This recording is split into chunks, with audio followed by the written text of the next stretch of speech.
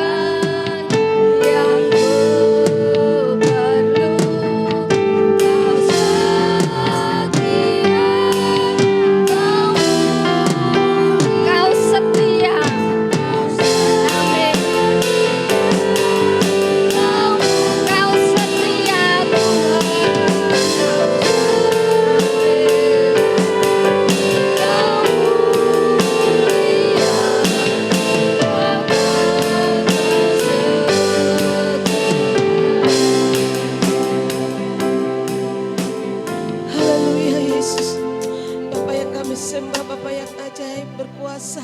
Terima kasih Tuhan buat sore hari ini.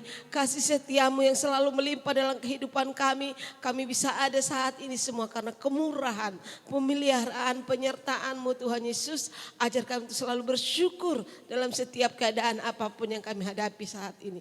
Terima kasih Tuhan buat waktu yang Kau berikan untuk kami beribadah. Tuhan, Kau cucikan, kuduskan hamba-hamba-Mu yang melayani kami pada malam hari ini. Biarlah Tuhan Kau mengurapi setiap mereka, apa yang mereka kerjakan itu semua untuk kemuliaan nama-Mu Tuhan. Hamba-Mu juga akan membawakan firman buat kami semakin bertumbuh, beriman, percaya hanya kepada Yesus. Tuhan yang tidak pernah akan berubah buat kami.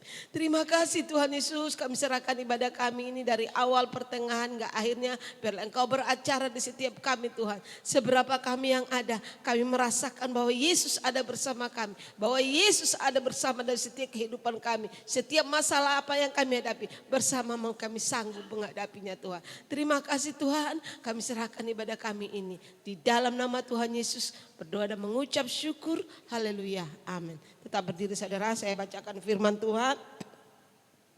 Di dalam Amsal 18 ayat 10.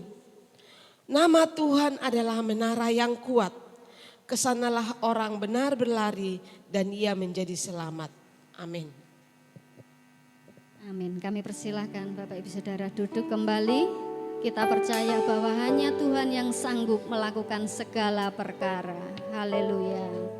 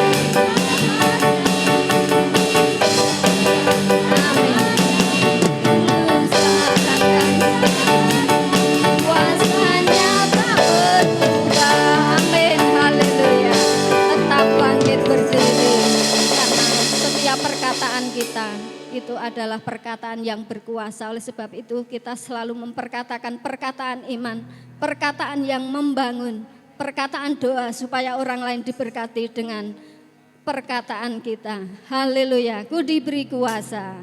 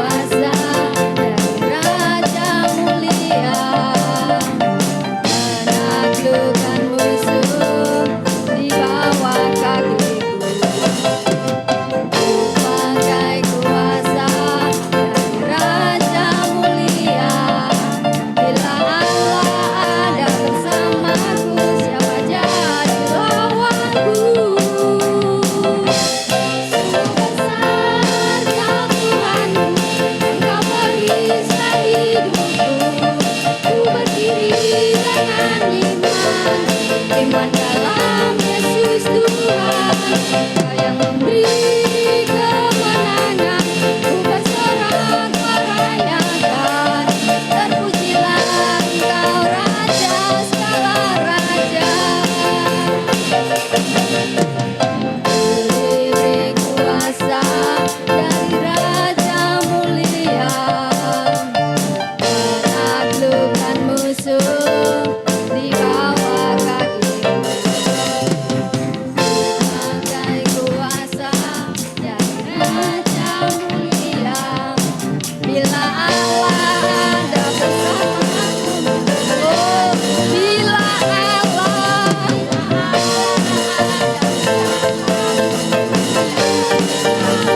bila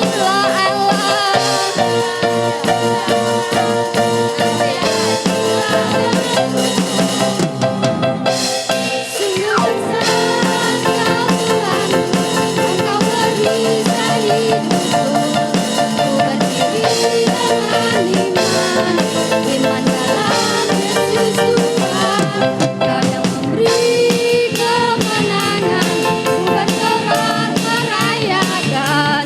Terpujilah Engkau Raja segala raja. Engkau Tuhanku, Engkau perisai hidupku.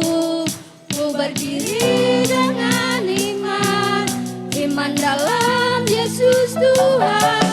Kau yang memberi kemenangan, ku bersorak merayakan. Terpujilah Engkau Raja segala raja. Sungguh besar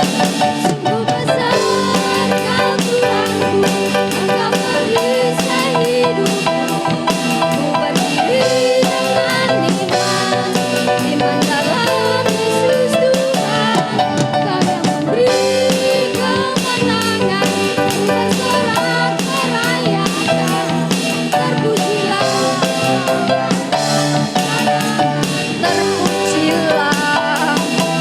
Engkau Raja segala terpujilah.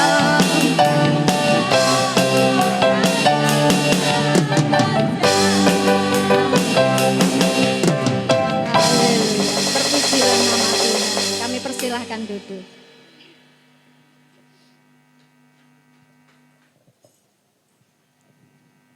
Kita mau tetap percaya kepada Tuhan, bersandar kepada Tuhan. Haleluya. Hanya nyender neng sisine Gusti, ada ketenangan, ada kedamaian, ada sukacita dalam hidup kita.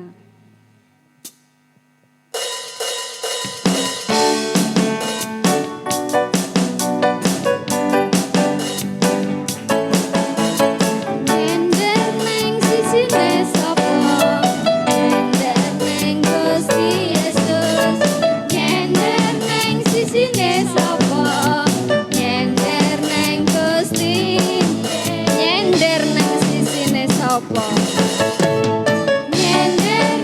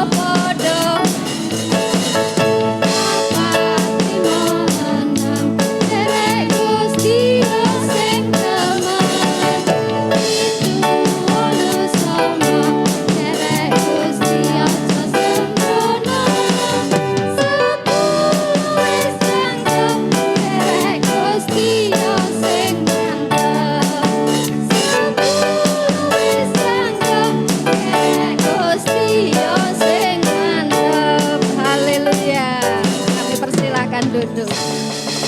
Kita mau ikut Tuhan sungguh-sungguh, karena ikut Tuhan sungguh-sungguh itu akan memberkati kita. Haleluya. Kami berikan kesempatan yang ingin menyaksikan kasih Tuhan.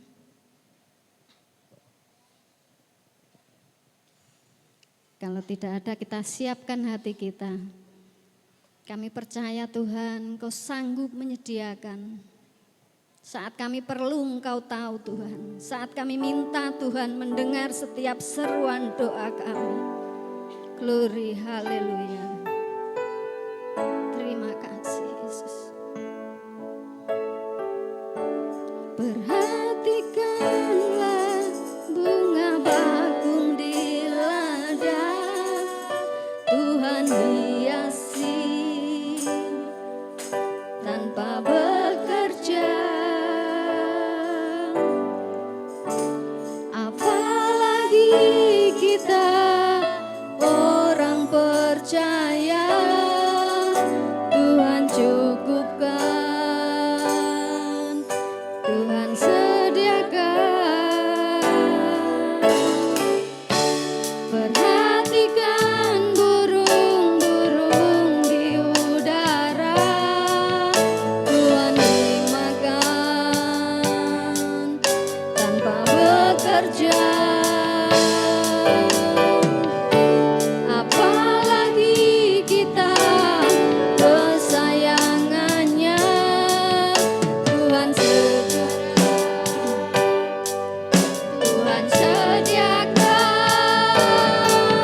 Saat kau perlu, Tuhan tahu. Saat kau ingat, Tuhan. Saat percaya, Tuhan berkati.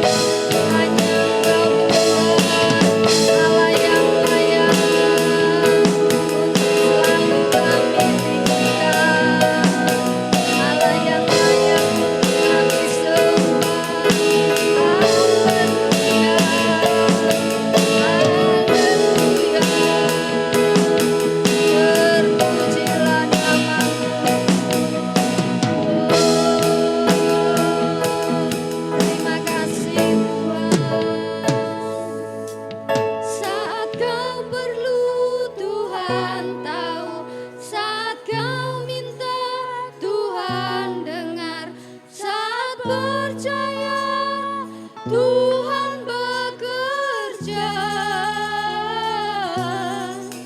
Saat menangis Tuhan tahu, saat berdoa Tuhan dengar, saat bersyukur Tuhan berkati.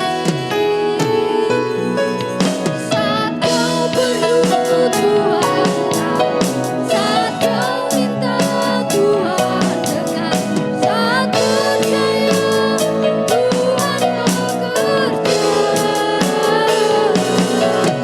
Saat menangis Tuhan tahu, saat berdoa Tuhan dengar, saat bersyukur Tuhan berkati.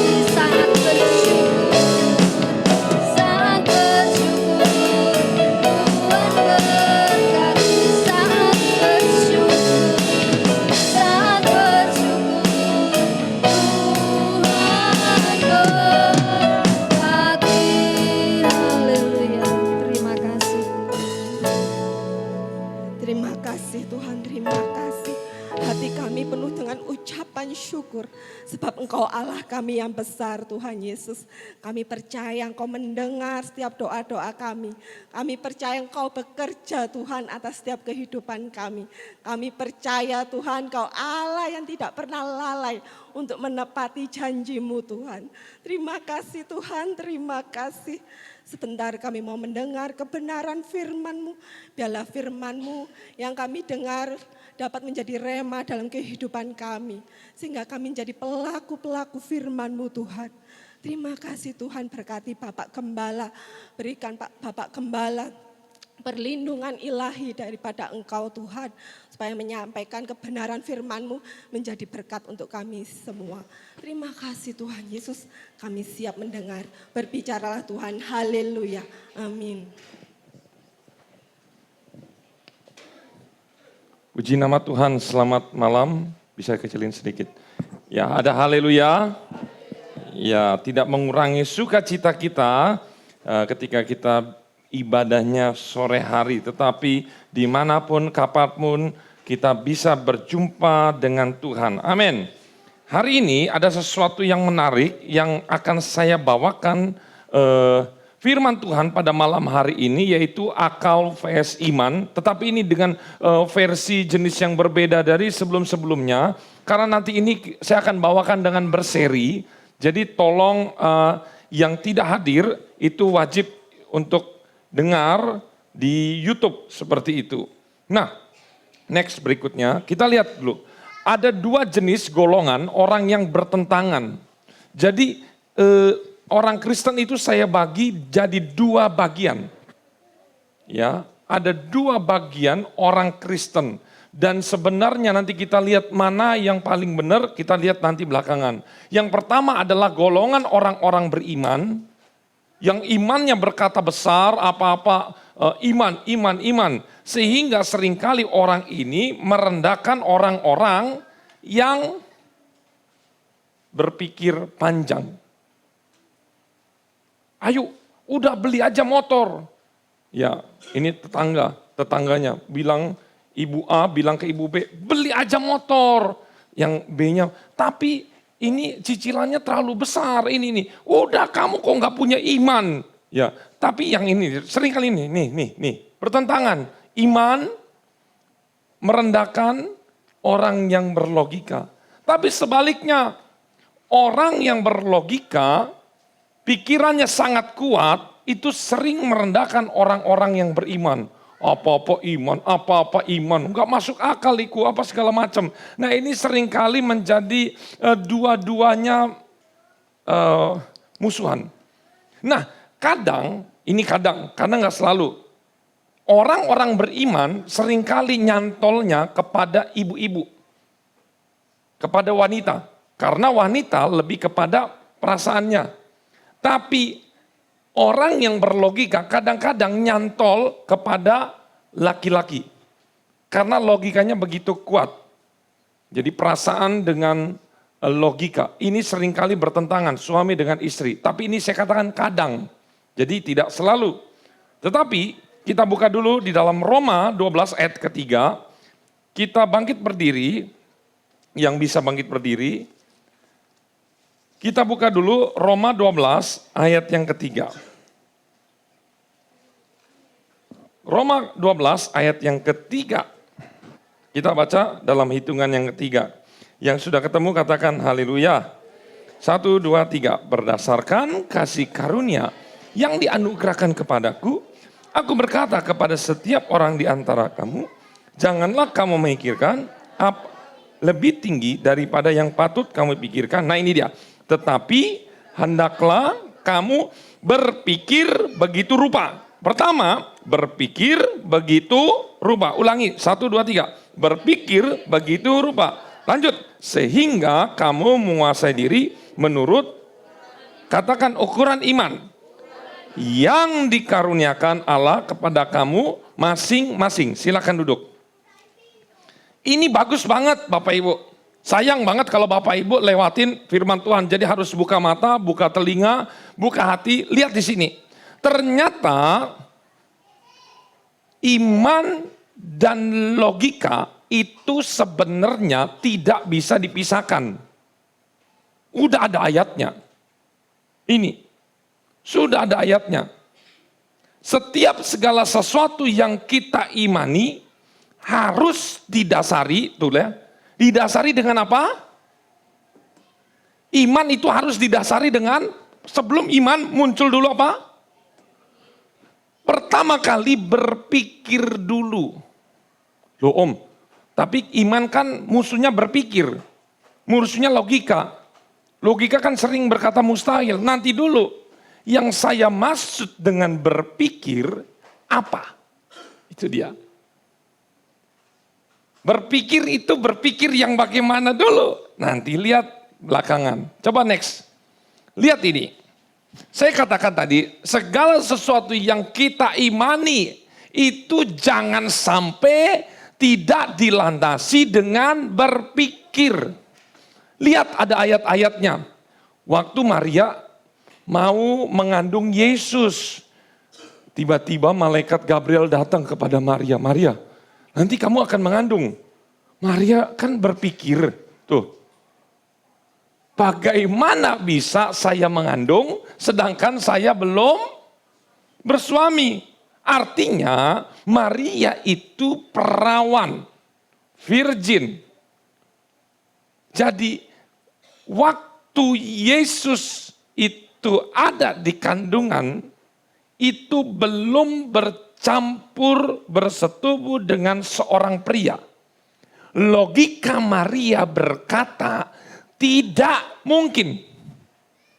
Siapa yang katakan setuju dengan saya? Saya juga ini katakan tidak mungkin. Betul ya? Setuju kan? Gak mungkin tiba-tiba ada orang hamil tanpa ada sepasang. Memangnya amuba? Ya bisa membelah diri, betul ya? Amuba bukan yang membelah diri. Atau ada binatang yang bisa membelah diri. Jantan dan betinanya jadi satu, ada kalau nggak salah. Tetapi kita nggak bisa kalau nggak ada pasangan, tiba-tiba mengandung. Lihat, Maria berpikir. Selalu diawali dengan pikiran. Pikiran yang bagaimana? Nanti kita lihat. Terus, jawab malaikat itu kepadanya, Roh Kudus akan turun atasmu. Dan kuasa Allah yang maha tinggi akan menangis engkau. Sebab itu anak yang akan kau lahirkan itu disebut kudus, anak Allah. Next, 36. Di situ dikatakan, kita baca sama-sama 1, 2, 3. Elisabet, sesungguhnya Elisabet, sanakmu itu, ia pun sedang, ingat Elisabet itu sedang kondisinya sama seperti Sarah, yaitu mandul. Terus berikutnya, hari tuanya, dan inilah bulan yang ke-6 bagi dia yang disebut mandul itu. Lihat, Maria dikasih tahu bahwa saudara kamu itu sudah mengandung 6 bulan. Maria baru bulan pertama. Jadi, Elisabet melahirkan siapa? Yohanes. Maria melahirkan siapa? Yesus dan Yohanes adalah saudara. Saudara apa? Dalam Tuhan atau saudara sepupu. Jaraknya berapa bulan? 6 bulan. Lebih tua mana? Yohanes. Di sini kita bisa tahu umur Yohanes lebih tua 6 bulan daripada Tuhan Yesus. Tuh lihat. Ayat 37. Sebab bagi Allah tidak ada yang mustahil. Ini kata siapa? Yesus belum lahir. Kata siapa? Malaikat. Bagi Allah tidak ada yang mustahil. Kemudian pikiran Maria tadi kan berpikir tidak mungkin. Tapi pikiran Maria yang kedua 38 kata Maria, sesungguhnya aku ini adalah hamba Tuhan. Lihat. Berpikirnya berubah. Tadi dikatakan di Roma dikatakan hendaklah kamu berpikir begitu rupa. Jadi bukan hanya sekedar berpikir, tapi berpikir sedemikian rupa, artinya itu mengalami transformasi. Yang tadinya pikirannya itu adalah pikiran manusia, berubah menjadi pikiran Kristus. Katakan amin. Jadi jangan sampai nggak berpikir. Dan jangan juga memakai pikirannya manusia. Lihat di sini. Jadilah padaku menurut perkataanmu itu. Lalu malaikat itu meninggalkan dia. Jadi Maria mengalami transformasi dari yang berpikir ala-ala kebiasaannya manusia. Dia berubah, berpikir sedemikian rupa, menjadi berpikirnya dengan cara pikiran Kristus. Tokoh kedua. Next berikutnya, Ibrani 11 ayat 8. Karena iman, Abraham taat ketika ia dipanggil untuk berangkat ke negeri yang akan diterimanya menjadi milik pusakanya. Lalu ia berangkat dengan tidak mengetahui tempat yang ia tuju. 9, Bapak Ibu kebaca nggak? Ya, 1, 2, 3.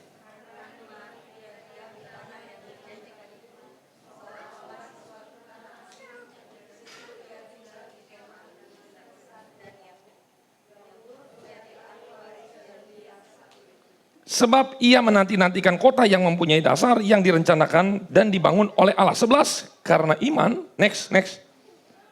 Karena 11, 1, 2, 3.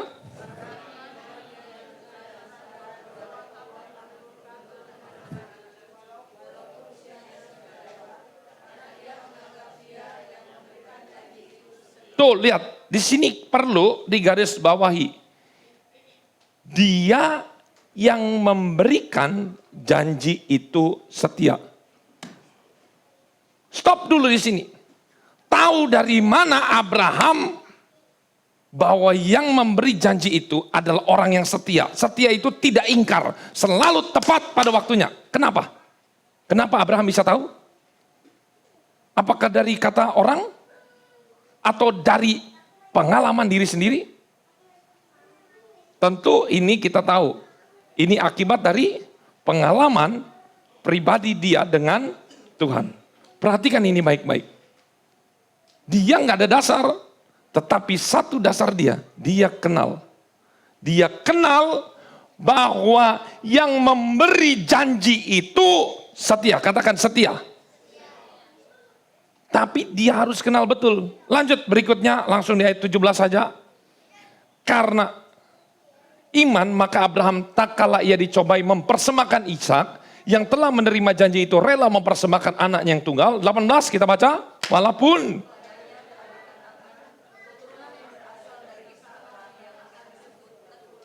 karena ia ketemu lagi kata berpikir. Jadi nggak boleh iman tanpa berpikir. Wah ini iman nggak pakai berpikir itu nggak boleh. Jadi jangan salah tangkap. Karena ada banyak orang yang beriman tanpa berpikir. Maka itu bukan iman. Itu nekat namanya. Karena ia berpikir, lihat. Kenapa dia berpikir? Karena dia punya pengalaman dengan Tuhan. Bahwa Allah berkuasa membangkitkan orang-orang sekalipun dia atau orang mati. Tahu nggak? Abraham itu sampai rela, ya nggak apa-apalah, saya sembelih Ishak dengan pikiran dia, kalaupun Ishak sudah mati, Allah dapat membangkitkan. Padahal di zaman itu belum ada orang yang disembelih atau binatang disembelih mati menjadi hidup. Tetapi Abraham tahu yang ngomong ini itu orangnya setia, artinya tepat, tidak pernah tidak dijawab. Lihat di sini. Jadi, next, Roma 4 ayat 18. Sebab sekalipun tidak ada dasar untuk berharap, namun Abraham berharap juga dan percaya. Ini apa maksudnya? Yang ngomong Abraham apa bukan? Saya mau nanya, Roma 4 ayat 18 ini yang ngomong Abraham atau bukan? Halo, coba disimak. Abraham atau bukan? Seolah-olah banyak orang berkata, inilah iman Abraham. Saya katakan enggak. Ini adalah cara berpikir manusia, saya dan saudara seperti normalnya biasa. Yang belum mengalami transformasi. Orang yang belum mengalami transformasi berpikir, maka pikirannya dikatakan tidak ada dasarnya untuk berharap. Enggak ada.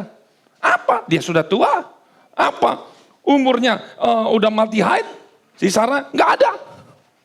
Tetapi saya mau katakan, kita tahu Abraham itu punya dasar. Karena dia sudah mengalami transformasi cara berpikir. Cara berpikir manusia pada umumnya itu seperti ini. Tetapi bukan cara berpikir Abraham.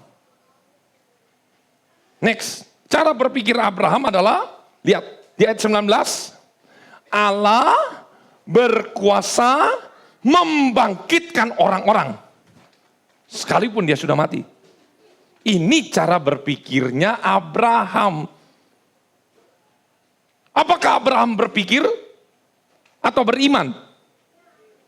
Berpikir dulu, baru dia iman. Saudara ikut Yesus, iman dulu atau berpikir dulu? Masa mau ikut Yesus, berpikir itu apa artinya? Kenalan dulu. Coba Riko ke sini. Misalnya saya nggak kenal sama Riko nih, tiba-tiba di jalan. Riko, ayo, nggak apa-apa masuk video kan. Riko, ayo ikut saya, kamu tinggal sama saya. Mau nggak? Kamu nggak kenal nih, ya nggak bakal mau. Tapi kalau ini udah saling kenal, saya jamin hotel kita ke Singapura. Kalau misalnya, kalau saya bawa kamu keliling dunia, itu nggak mungkin karena dia kenal saya nggak mampu bawa dia keliling dunia. Tapi kalau saya bilang, ayo nanti kita jalan-jalan ke Solo, mampu nggak saya? Mampu, karena dia kenal saya. Silakan duduk. Lihat ini penting, ini penting. Karena ada hubungannya, iman dengan berpikir itu harus nyambung. Antara iman dan berpikir, di tengah-tengahnya itu nanti akan menghasilkan mengenal dia. Abraham bisa percaya karena Abraham pertama berpikir, kemudian dari hasil berpikir, dia kenal siapa itu Allahnya, kemudian dia beriman. Gak boleh percaya Yesus tanpa berpikir. Ingat, ada ayatnya. Ada ayatnya. Coba Hosea 4 ayat 6. Coba next, terus. Nih, umatku binasa karena tidak mengenal Allah. Tuh lihat, perbedaan iman dan nekat. Nekat itu nggak pakai pikiran, nggak mikir. Udah tahu gajinya cuma 1 juta, tapi pengeluarannya 5 juta, nggak mikir. Begitu dia dapat uang, langsung dia foya-foya. Apa? Dia nggak tahu besok dia makan, dia nggak pikir. Tapi ketika habis, dia berpikir. Dia berdoa, Tuhan saya beriman. Coba, apakah imannya ini terjadi apa enggak? Tidak akan terjadi, karena kesalahannya dia. Contoh lain, simple. Udah tahu ini handphone, tidak anti air. Atau anti air tapi dia beli second. Ini pernah terjadi, saya lihat ada orang, dia langsung dengan percaya, saya beriman, ini handphone saya, handphone bagus, dia main bawa renang. Naik di handphonenya mati, ayo. Ini nekat atau iman ini? Nekat itu nggak pakai pikir. Kalau pakai berpikir, orang tuh ini kalau masuk bagaimana? Konsekuensi. Sebab kalau saya keluarin uang ini makan, bagaimana? Besok bisa makan nggak? Jangan sekali-kali kita menunggangi iman untuk mencobai Tuhan. Nah ini bagus. Ini kata-kata coach bagus banget. Jangan sekali-kali kita menunggangi iman. Saya beriman, tapi itu sebenarnya mencobai Tuhan. Kita makan, udah tahu kita misalnya darah tinggi, kolesterol paling tinggi berapa? Yang pernah tahu? 700, 600? Darah tinggi berapa darahnya? 500? Udah mati dia. Ya. Misalnya udah naik, lihat ada kambing. Wah, iman. Pokoknya iman, ada kambing, durian, bir. Iman makan dengan Tuhan, saya tahu Tuhan tidak terbatas, Tuhan berkuasa dan Tuhan menguduskan makan ini. Thread, makan langsung koid. Ini nggak bisa. Sebelum beriman, orang ini nekat, dia nggak pakai pikir dulu. Harus mikir dulu. Tapi mikirnya jangan dengan cara dunia. Mikirnya itu harus ditransformasi dulu menjadi pikiran Kristus. Coba balik berapa slide sebelumnya. Tuh, dasar sebelumnya. Ya, next. Betul ini. Dasar berpikir Abraham itu, perhatikan baik-baik. Abraham itu sangat kenal betul, katakan kiri kanan, sangat kenal betul. Nah kira-kira nih, kamu udah pacaran kan? Kenal betul nggak sebelah kamu siapa? Saling kenal nggak? Kenal. Oh rasa kenal, yakin kenal. Kenal nggak sebelahnya siapa? Berapa persen kenalnya? Hah? Yakin.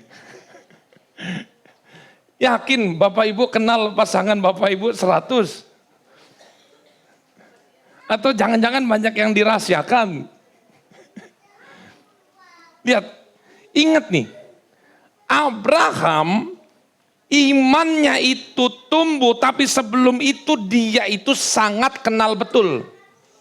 Lihat ini, Abraham sangat kenal betul siapa yang janjikan berkat bagi Abraham. Karena seseorang tidak mungkin mau pergi dan percaya kepada seseorang yang dia tidak kenal dan dia tidak percaya. Mau Bapak Ibu nikah, tiba-tiba datang, kalau saya yang kenalin mungkin Bapak Ibu misal mau atau anak-anak muda mau. Tapi misalnya tiba-tiba ada orang gembel begitu ya, pura-pura nyamar begitu. Kan banyak orang-orang nyamar begitu. Mau nggak pergi sama saya? Nggak mau. Tapi begitu mobilnya Lamborghini, mau, waduh, ayo. Lihat. Orang kalau nggak kenal itu pasti, percayalah, tidak akan mau ikut dan tidak percaya. Ini nih bahayanya. Next. Musuh iman ini terbesar. Musuh terbesar iman yang pertama adalah tidak kenal betul siapa yang kita ikuti. Udah itu aja dulu. Iman itu apa? Percaya. Kalau kita tidak percaya, kita tidak kenal siapa yang kita ikuti, gak bisa. Kalau Abraham kenal siapa Tuhannya. Makanya banyak orang-orang berdoa gak dijawab. Sampai akhir-akhirnya kecewa, bersungut-sungut. Nyalahin Tuhan, nyalahin semua orang. Padahal yang harus disalahkan adalah diri kita sendiri. Karena diri kita gak tahu apa-apa tentang Tuhan. Kalau anak saya mau meminta kepada saya, dia harus tahu polanya. Kalau saya lagi sibuk di sini, mau minta apa, dikasih nggak? Nggak akan. Saya harus lagi baringan dulu. Terus harus apa? Dipijit-pijit dulu. Itu udah kena tuh. Set, kena. Hati saya udah dapet. Kalau tiba-tiba lagi, sampai guling-guling, malah tak kurung nanti dia. Jengkel karena dia nggak tahu pola saya seperti apa. Setiap orang itu punya pola masing-masing. Malah saya hukum. Demikian Tuhan, kalau kita tidak kenal cara kerja Tuhan, Tuhan maunya bagaimana, doa sampai guling-guling salto pun percuma, itu tidak akan mendapatkan jawaban. Karena doa kita benar-benar salah. Loh Pak, bagaimana caranya supaya saya tahu kenal Tuhan? Minimal baca Bapak Ibu, saya kasih tahu. Bagus. Saya kemarin baru beli, baca Alkitab, tapi belum dibaca semua. Tapi saya lihat sepintas-sepintas bagus. Ada terjemahan baru 2. Mau yang murah di bawah 100 ribu ada, bentuk yang kecil. Tapi kalau bapak lebih baik beli yang gede, hampir 150-an lah. 130 yang segini. Itu terjemahan baru setiap 40, ini udah 50 tahun lalu. Ada banyak kata-kata yang kurang dimengerti sekarang, ini udah bagus banget. Menurut saya lebih baik. Lebih baik untuk orang awam. Beli. Saya bukannya mau promosiin, saya jualan, gak ada. Kalau Bapak Ibu mau ya saya kasih linknya, beli sendiri. Bagus. Tapi kalau nanti gak dibaca, mendingan gak usah. Nanti jadi apa? Jadi debuan. Itu kalau udah didapat itu kita baca. Bagus banget. Contohnya Bapak Ibu di Alkitab ada kata ganja. Ayo, ganja. Apa ganja itu? Oh cimeng, apa yang kuat ngerokok? Bukan, ganja itu tiang. Kan nggak tahu kan kita? Masgul, ayo. Apa masgul? Bigul? Bukan bigul, masgul. Ada itu. Jadi banyak yang berubah. Itu bagus banget. Kenali Tuhan lewat membaca Alkitab. Kenali Tuhan lewat kita setia datang beribadah. Kenali Tuhan lewat ketika kita berdoa. Kenal secara pribadi. Pokoknya gini loh. Kalau kita nggak kenal itu, maksudnya nggak dekat, itu segen.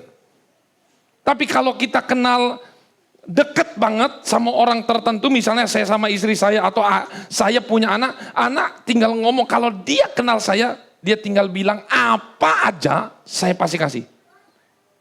Yang penting mintanya harus berpikir. Kalau dia minta Lamborghini, dia minta helikopter, itu namanya tidak berpikir.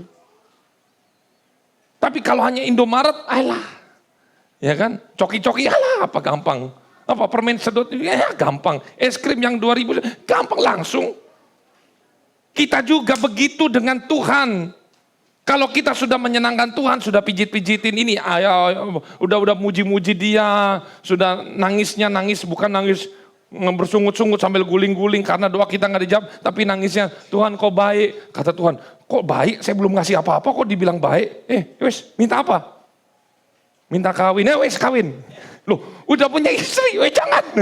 Ya, kalau yang belum dikasih, tapi kalau yang sudah ya nggak bakal dikasih. Mau nikah lagi, jangan. Mau tukar tambah Tuhan, jangan. Ya. Ya seperti itu. Lihat di sini. Yang kedua, musuh iman terbesar karena kita bukan anak. Percaya nggak? Kalau saya bawa Jason, saya lewatin ini ada singa, ada apa, pokoknya ada macam-macam. Saya nanya, kalau saya gendong anak itu gimana? Ikut apa nolak? Saya katakan pasti ikut. Saya jamin seorang anak pasti ikut bapaknya. Pasti ikut orang tuanya. Kalau misalnya ada yang jemput, misalnya kan anak-anak kan dijemput, pulang sekolah dijemput. Sama orang lain mau ikut nggak? Nggak mau. Kecuali anaknya, nggak tahu anaknya nggak pernah dekat bapaknya, ya dia nggak mau, dia ikut siapa aja. Ya. Tapi kalau anaknya itu hanya orang tuanya yang merawat, pasti dia, oh yang jemput orang tua saya, oh ya mau ikut. Pasti seorang anak itu mau ikut ketika dibawa oleh orang tuanya. Meskipun dalam kondisi yang berbahaya ini jembatan ini berbahaya. Dia mau aja karena dia tahu ini bapak saya. Bukannya bapaknya tetangga. Bukan anaknya tetangga, ini. Musuh terbesar iman adalah ketika kita itu bukan anaknya Tuhan. Loh, tapi saya anak Tuhan. Menurut kita, kan menurut kita, Ya bebas-bebas saja, mau bilang anak raja ke, anak sultan, terserah. Ya menurut kita. Pertanyaannya, menurut catatan sorga, kita anak Tuhan bukan. Sudah belum masuk riwayat buku kehidupannya? Ayo. Tuh, tapi KTP saya Kristen, ya banyak KTP Kristen. Pertanyaannya sudah belum KTP di sorga udah jadi Kristen belum?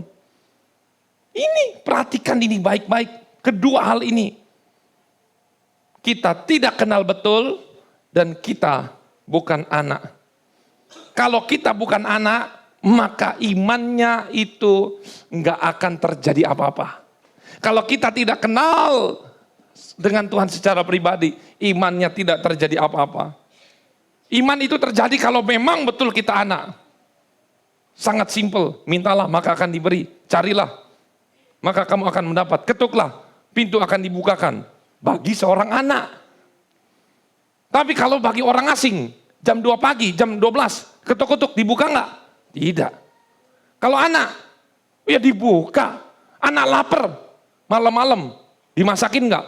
Dimasakin, tiba-tiba ada orang datang minta makan. Yuh, siapa kamu? Anak, katakan kepada kiri kanan, kamu jadi anak. Anak Tuhan. Bukan anak setan. Itu. Next, berikutnya. Nah ini tadi ya. Iman itu selalu berpikir, memakai pikirannya, pikiran Kristus. Next, berikutnya. Bagaimana? Ya ini. Membedakan. Nih, betul.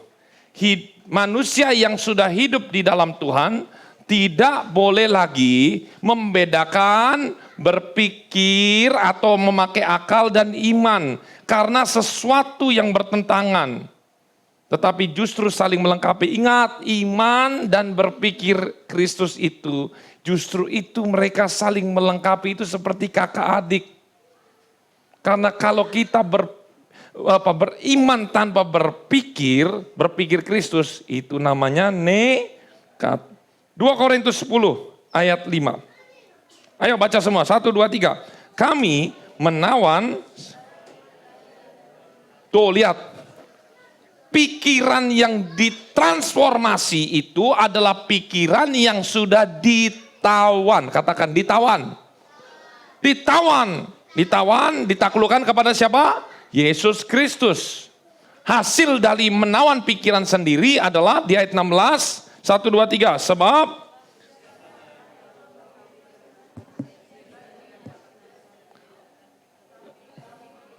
tuh, hasil dari menawan pikiran, maka kita ditransformasi menjadi hasilnya memiliki pikiran Kristus. Pikiran Kristus dan iman, wah lebih jos lagi, pasti nih, nggak mungkin nggak. Minggu depan ada sesi yang kedua. Jadi saya katakan ini berpikir, bukan hanya berpikir sendiri, karena nanti ada banyak kegagalan, bukan karena hanya berpikir aja, tapi ada satu brothernya, saudaranya. Kalau dua-duanya ini berjalan sesat, maka habislah, binasalah kita. Gagal hidup kita. Next. Berikutnya. Yang pertama, bagaimana cara berpikir Kristus? Kalau kita ingin berpikir Kristus, maka yang pertama kita harus menjadi Yesus.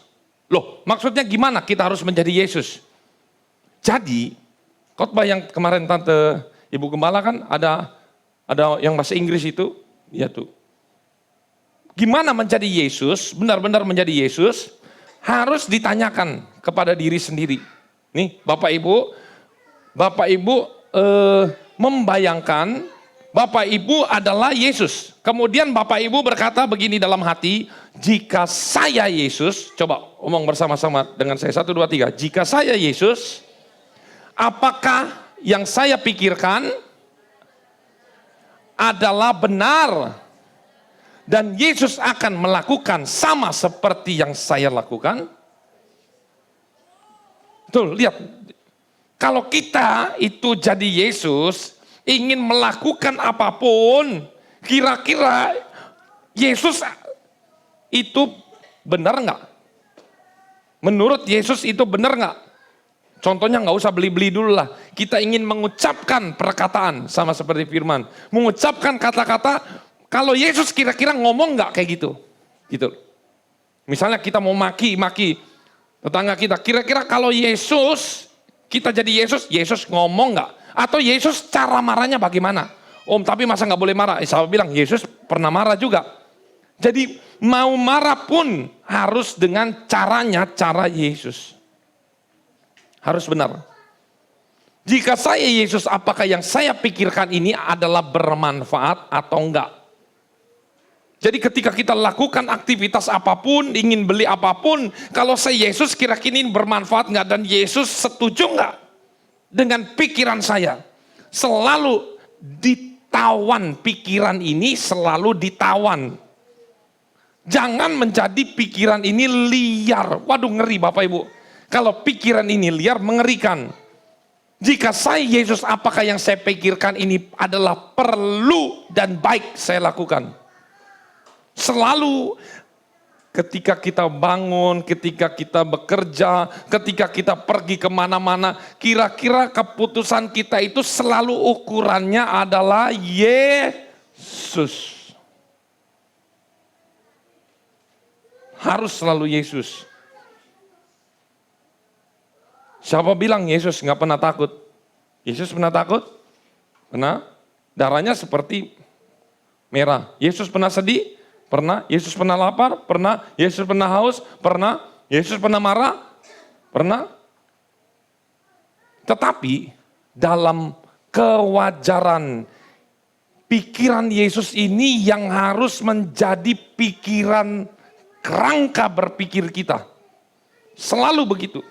Supaya Bapak Ibu menjadi sukses. Saya mau tanya, Yesus pernah dibully?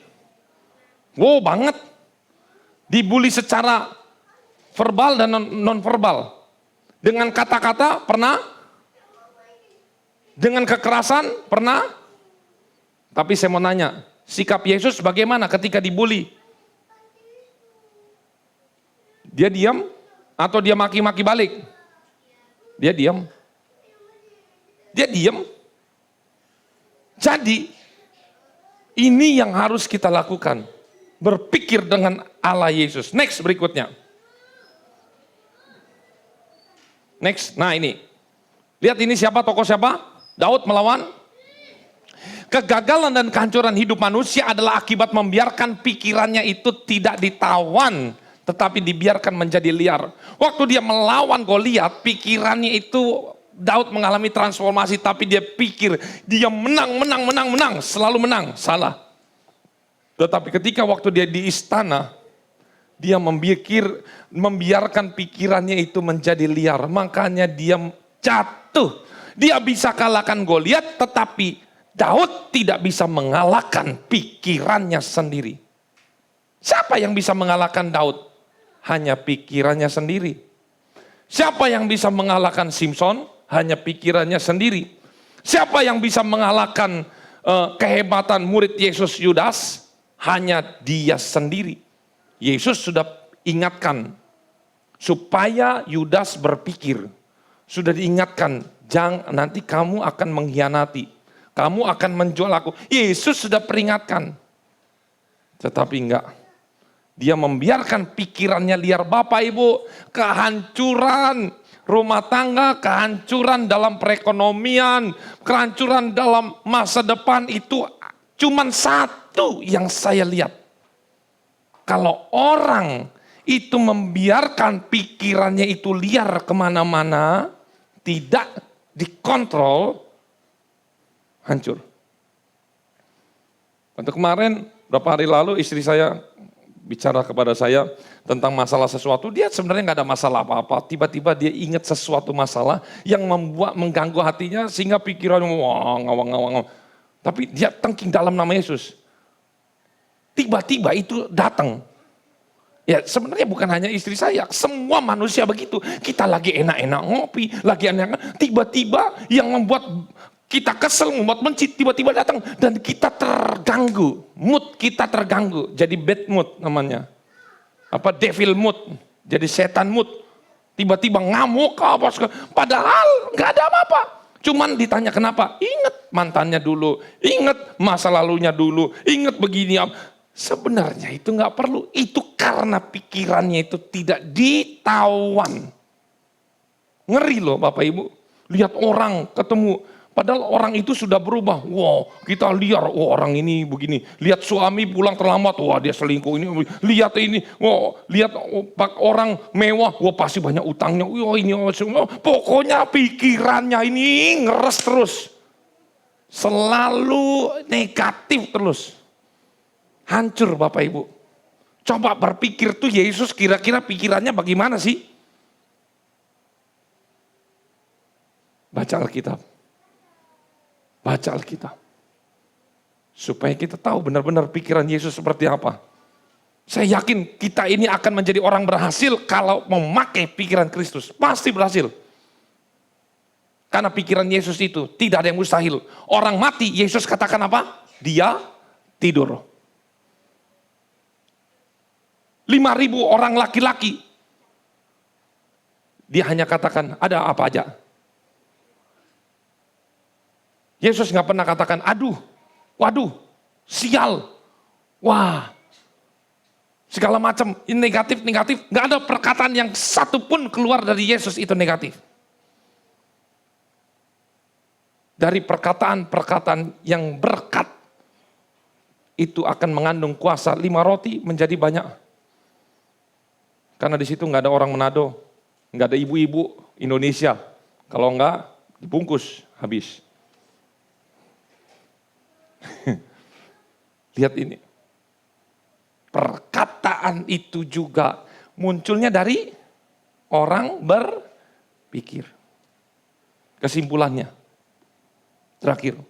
Yang pertama, sudahkah kita menawan pikiran kita atau membiarkan pikiran kita itu lari-lari kemana aja? Ingat, selalu pikirkan Kristus ketika lihat suami, pikirkan Kristus, melihat istri, pikirkan Kristus, melihat tetangga, pikirkan Kristus. Karena saya tuh berpikir ya, saya tadi sempat berpikir begini, ketika ada misalnya kakak adik atau tetangga musuhan, sama-sama Kristen, akhirnya dia pisah gereja apa segala macam. Pokoknya ini satu, ini kakak adik mama papa anak, pokoknya ini satu ke sini. Dua-duanya sama rajin ke gereja dan dua-duanya sama masuk surga. Dan saya berpikir, kira-kira di surga ribut lagi enggak? Belum damai loh ini. Ayo Bapak Ibu jawab. Kalau di sini aja dia enggak berdamai, kira-kira di surga dia mengampuni atau dia di sini masih dongkol? Makanya orang yang tidak mengampuni orang lain, firman Tuhan dengan tegas, kalau kamu tidak mengampuni orang lain, kamu juga dosanya tidak akan diampuni. Karena sorga akan kacau dengan orang-orang yang punya akar pahit dan dendam. Satu punya dendam. Di sorga gegeran. Terus gimana? Masa di sorga ribut? Ayo, saya tanya ini. Kamu surga timur, saya surga barat. Gak bisa. Terus rumahnya tahu-tahu Tuhan sediakan depan-depanan. Ayo, gimana? Ayo. Terus ada makan bersama, depan-depanan. Ayo. Tuhan Yesus senyum. Lihat ini. Gimana surga model begini? Diisi dengan orang-orang yang munafik jadinya. Bapak Ibu, ini serius. Berpikirlah dengan cara Kristus. Kalau ada yang di sini yang masih belum ngampuni orang lain, itu efeknya banyak. Gak bisa tidur, rugi sendiri, sakit-sakitan. Pokoknya gini, orang lain mau bersalah, ingat Yesus pun yang salah sama dia banyak. Tapi dia peduli amat. Apakah Yesus harus mempunyai Tuhan? Dia berdoa kepada Bapa, ini semua kok pada memusuhi saya kan ingin menebus dosa mereka. Saya kan Tuhan, semua harus mengasihi saya. Enggak peduli. Bapak Ibu mau dikasihi kek, mau dibenci kek, itu enggak ada urusannya. Yang penting Bapak Ibu tidak boleh membenci orang lain. Sampai sini selesai. Mengerikan orang-orang yang simpan dendam. Karena Yesus enggak pernah simpan dendam. Tahu, Kalau saya jadi Yesus yang pikiran lama. Ketika saya bangkit, saya yang pertama datengin apa? Murid-murid. Yang pertama saya datengin apa? Yohanes. Yohanes tuh tahu kenapa? Dia itu, kata Tuhan saya juga mau mati bersama-sama dengan engkau. Dia itu, Yohanes itu lari terbirit-birit sampai telanjang. Waktu Yesus ditangkap. Kalau Yesus ketemu pengerja-pengerja, Yohanes, lu aja lari terbirit-birit telanjang. Terus saya mau datengin yang kedua sama Petrus. Petrus, ngomong doang aja, mati-mati. Kamu aja 3 kali menyangkal. Saya akan datengin murid-murid karena semua murid Yesus gagal, kabur semuanya. Gagal. Bukan hanya Yudas, semuanya gagal. Tapi Yesus apa? Waktu dia bangkit, dia nggak ungkit-ungkit itu masa lalu. Dan murid-murid tahu, semuanya ketika ketemu Yesus diem. Kalau saya jadi murid-murid, aduh, saya katakan, izin Tuhan, wis dipecat juga nggak apa-apa. Tapi Yesus, gembalakanlah domba-dombaku. Saya mau benar-benar mempunyai sifat yang seperti Yesus. Masa lalu biarkan berlalu. Jangan biarkan masa lalu mencengkram masa depan kita. Sehingga masa depan kita hancur karena masa lalu yang suram. Mau sukses, mau berhasil, mau masa depan yang luar biasa, tinggalkan masa lalu, lihat masa depan. Karena di depan ada Yesus. Di belakang itu musuh-musuh, dibiarkan saja. Gak usah khawatir. Ingat, pikiran Kristus bertransformasi. Mari kita masuk di dalam doa. Bapa kau setia.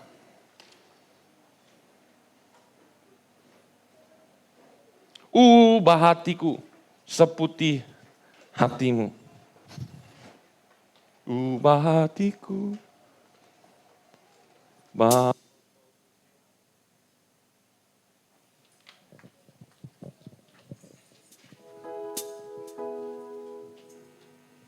Mari Bapak Ibu Saudara kita bangkit berdiri. Kita sudah dengar firman Tuhan.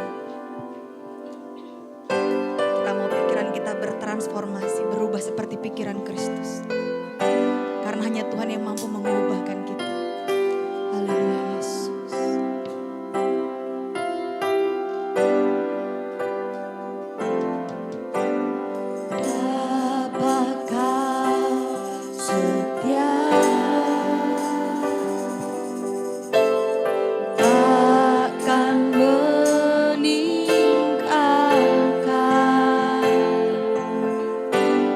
Dan ku percaya